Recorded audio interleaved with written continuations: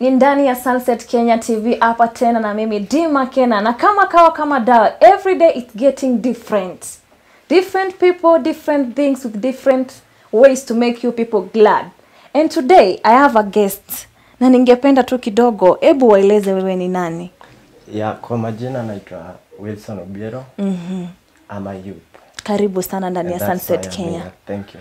So ukisema you are a youth, that means kuna mali umeanza kutuanzisha. Yes. What is your motive about this all youth thing? Okay, mimi kama youth niko hapa kwa sababu ya youth wenzangu. Because unapata kwamba kuna mambo mengi ambayo ni maovu yanatendeka katika jamii. Na ukipata wale wahusika ni vijana. Sure. Kwa hivyo niko hapa kwa sababu ya kurai niseme nchi nzima na dunia za all ya kwamba youths ni watu na ambao wako na nguvu katika society. And therefore nilikama hapo na kikundi fulani kinaitwa VYM. VYM. Yes. In full? VYM in full inaitwa Visionary Youth Movement. Okay. Yes. And tell us about this. Is it when a motivational speaker ama you're just planning other things beside talking to them jinsi ambavyo watajiendeleza? Not really. I'm just a vision bearer of this. Na kikundi hichi cha VYM ninajua ni watu wengi wanajiuliza kinahusiana na nini. So one thing, kwanza tuelewe the title VYM. Visionary Youth Movement iko na 3 terms. Okay. Tuko na visionary na hapo kwa visionary tunatoa the term vision. Vision. And also tuko na youth and then movement. So one thing, it's a movement, meaning we are not just stuck in one place. Hatuko stagnant into one place. Sisi ni watu ambao tunafanya nini? Tuna move. Kidogo nikukatize. Ukisema the word vision kumaanisha ni kitu ambacho mnaona. So is it ni vitu ambavyo mmeanza kuimplement ama you're still thinking about it and you're still unaona bado ni vitu ambavyo utafanya baadaye? Okay, kwa sasa tuko after like kuinua maono vijana because you've realized nikianza pale hapo back ulikuwa unapata like ukiwa shule ulikuwa unasema when I grow up I'd like to become somebody in the society, but sure. Unapata unapoendelea ku grow unafika level ya kwamba that thing that you wanted to become it's no more there. Kumaanisha kwamba there is something ambacho kilitendeka hapa katikati.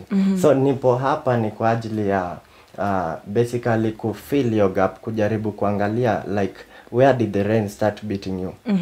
So mahali mvua ilianza kukunyeshea, hiyo gap ndio tuna fill, na one way tuna fill now hii gap ni kuingia katika like maisha ya vijana by one thing, teaching them the word of God. Sure. Because the word of God is life. The book of John inasema kwamba and this word is life. So tunapowafunza the word of God inamaanisha kitu cha kwanza they are growing spiritually. And another thing ambacho tunafanya kwa maisha ya vijana is that besides giving them the word of God, pia tuna empower and tuna empower kwa njia mingi. One thing, tuna guide on how to use their leisure time vizuri.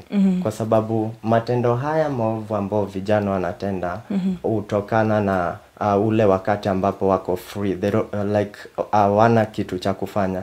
So wakati huo unapata like hawa vijana wanajiingiza katika mambo ambayo yafai. So one thing that we do as an objective of VYM ni kwamba tunaelekeza vijana jinsi wanaweza kutumia ule muda ama wakati ambapo wako free, hawana kitu cha kufanya. So vigezo na ambavyo tunaviguzia katika ku make sure kwamba wanatumia hiyo njia vizuri ama nafasi hiyo vizuri ni kwamba tunawaelekeza like huo wakati ndio tunaweza wa mobilize, tunawaleta pamoja, and we are organizing for things like talent kidogo, shows. Before uendelee kutueleza what the VYM is doing, why this VYM? Ni kitu ilitokana na your personal experience ama you just sat down and watched whatever is happening in life na ukaamua ku start this movement? Yeah, I think nime get ku watch kusikiza na pia kutizama life experiences za watu tofauti katika jamii, because you've realized ndio hawa watu wafike hiyo level yenye wamefika. Kuna somewhere at one point walikuwa vijana, and so unaposikiza jinsi ambavyo wanazungumza, then una feel uko touched by maybe experiences zenye wamekuwa nazo. So unapo collect hizi views zao na pia experiences zao, unapata kwamba unajaribu kuangalia ni nini aswa chanzo cha hiki kutendeka in their youthful days.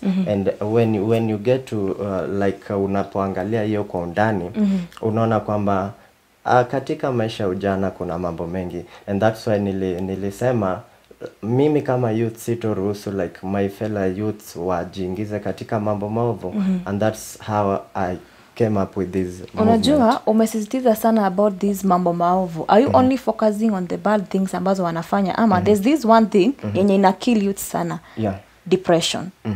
Are you only focusing? Unajua mtu anaweza kuwa yeye si mtenda maovu, ako sawa, lakini there's those kuna zile vitu ambazo zinamfanya akuwe depressed. Yes. Have you tried to look about that, ama you're just preaching the gospel of this thing about them stopping doing the wrong things? Okay, actually that's why nimesema tunapowaelekeza, unajua hata depression inajitokeza kwa one thing ambayo inaleta depression among youths ni ile when they are free. Unapata when they are idle, mtu anaanza kufikiria mambo mengine ambayo yanamponza roho. So that's why nilizungumzia hapo awali ya kwamba one thing that we do to make this a success ni kwamba we guide them on how to use their leisure time constructively. By guiding them, nilishazungumzia kwamba tunatafuta mambo ama vitu ambavyo tunaweza waleta nazo pamoja, so that free time ambao wako nayo tunaitumia vilivyo katika kuwa motivate, kuwa encourage, because we understand ni mengi ambao sisi kama vijana tunapitia. And so when we take that opportunity ya kwamba wakati wako free tuzungumze na wao, so ni mambo mengi ambao tunazungumza nao, si the word of God peke yake, pia tunawa encourage, and also pia kuna jinsi wa support. Yeah. Na nikuulize about these youth, ni eti mnaendanga mahali maybe in a service, you preach about that in a certain session, ama you have a place yenye umetenga kama hall hivi, maybe you call the youths, you send those posters, wakuje, and then you talk to them? Okay, so I remember nilipokuwa nikianzisha kikundi hichi, we were only 3 guys. Okay. Na nilipokuwa na maono haya, you know, I'm just a vision bearer. And the vision bearer, like kwa kikundi na maanisha kinabeba watu wengi, si wewe peke yako. And so niliweza kuingia katika mtaani, katika kwenye mtaa, na nikaweza kuzungumza na youth wawili watatu ambao walikuwa radhi kusikiza, na kwa hakika wakaona ni movement nzuri. Walipoangalia especially mambo kama objectives za kikundi hichi. So waliona ni kikundi kizuri, na we decided hata kama tuko wawili, like let us just start it. Na tulipoianza tulisema one way, because when you go through the objectives of this movement, utaona kitu cha kwanza is that we teach them on how to become disciples of Jesus Christ. Being a disciple meaning a close follower of Jesus Christ. Na Jesus katika tuseme safari yake alikuwa after kuona watu wakipanuka, like watu vipawa vyao vinakuzwa. So sisi pia tulisema once you are a member, venye tulikuwa hivyo watatu, tulisema kila mmoja lazima like ahusike katika kupanuka kwa kikundi hichi. In what way? By kuingia mtaani, pia wako na friends, wanaelezea tuko na movement fulani inaitwa jina fulani, and then by so doing unapata wanakuwa radhi katika kujiunga na sisi. And that's how it came about, na tukaweza kupanuka. So it was just recently, that was on 4th of this September, ambao niliandaa kitu kinaitwa unofficial launching. Ilifanyika pale Kayole, sehemu inaitwa Soweto Social Hall. Okay. So I think hiyo pia ilikuwa platform poa ya kupata vijana. Niliweza kualika kila kikundi cha vijana. Niliweza kualika mahali pale, na si vijana peke yake, nilialika kila mtu. Because okay, this movement is basically looking after changing the lives of these youths. Lakini when it comes to membership, kila umri kiko pale, hata wazee. Tuko nadi wazee kwenye kikundi hichi. Kwa sababu hawa wazee wako na what we call life experience ambao wamepitia.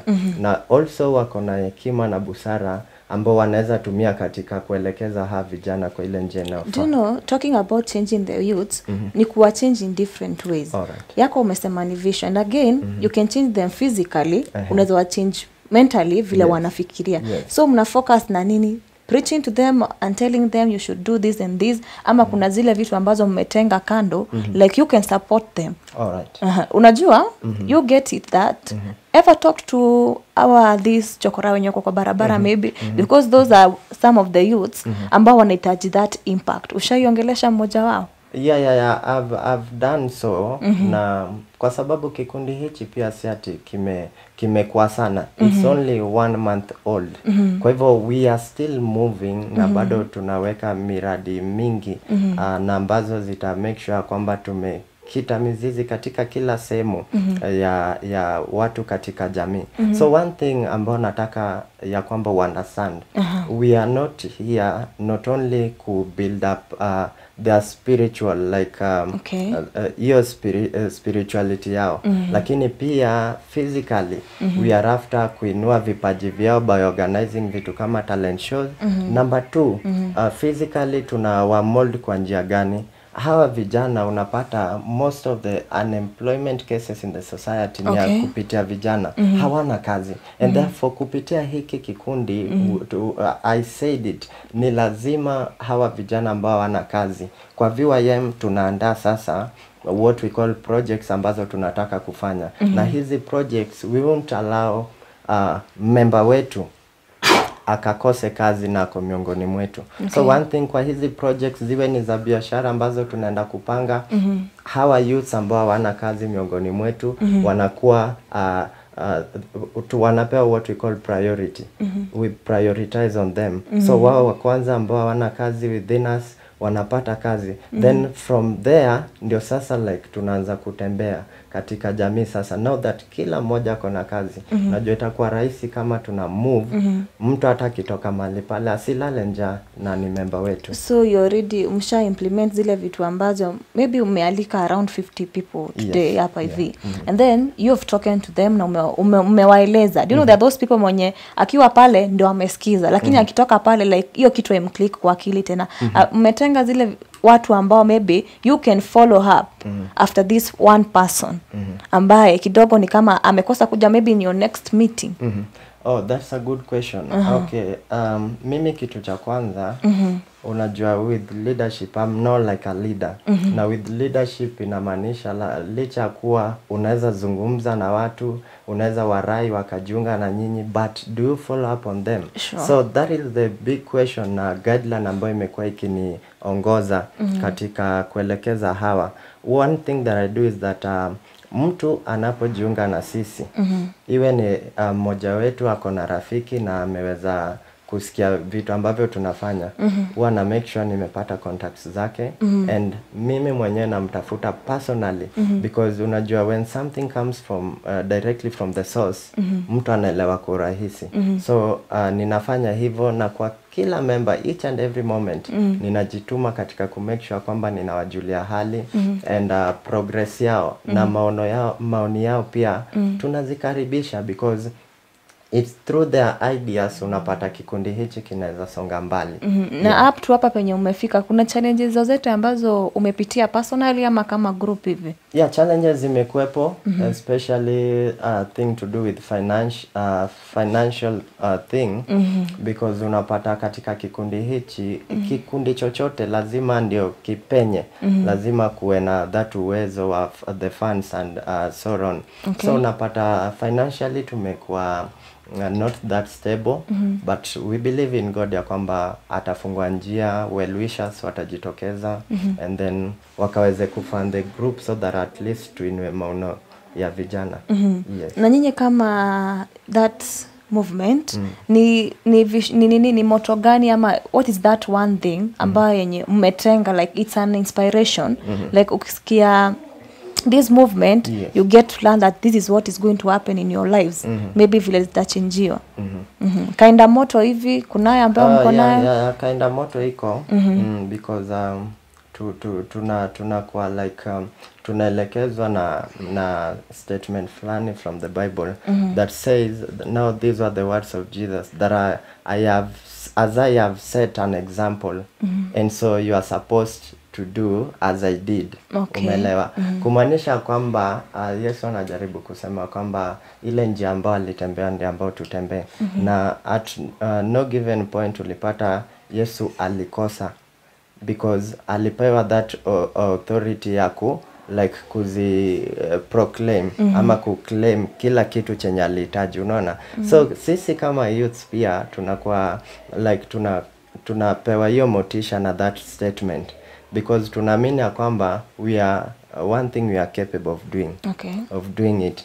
Na tunaamini ya kwamba tukijaribu kufollow maisha Jesus keenly from the Bible, then if he was used to maybe taking a lot of his time kwa kuomba, things were opening up, and therefore hata sisi tunaamini like if we truly follow keenly the life of Jesus Christ venye since akiwa mdogo hivyo then pia sisi tutafika pale ambapo tunahitaji kufika. Watazamaji wetu ambao wanakuwatch leo hii, ungependa kuambia maybe watakupata wapi in case they need that advice, ama pia wanataka kujoin your movement?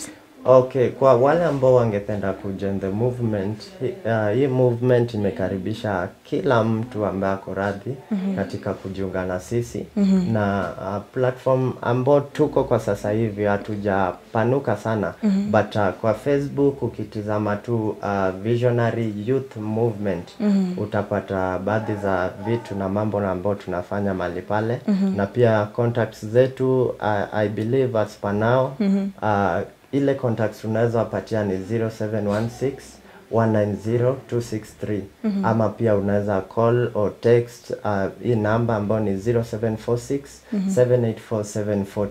So ukipata call the two numbers pia utapata kuelekezwa vilivyo, na kila swali ambalo utakuwa nalo I think utajibiwa vilivyo. Na kwa mitandao yako wanaotaka kukufuata wakupate wapi? Kwenye Facebook tu bado utanipata Willy Obi. Willy Obi, WILLY and then OBI. I think hapo utanipata, na mostly niko hapo, and I think as time goes by tukizidi kupanuka tutaweza kuelekeza kwa other platforms jinsi mtatupata. Thank you so much, Willy, and may you continue with that movement. Na mtafika mbali. It's one thing that youths need this time. Sure. Change your lives with Willy. Kumbuka mnaweza mpata kwa mitandao yake kama vile alivyosema, ni ndani ya Sunset Kenya with me, Dima Kena. See you next time.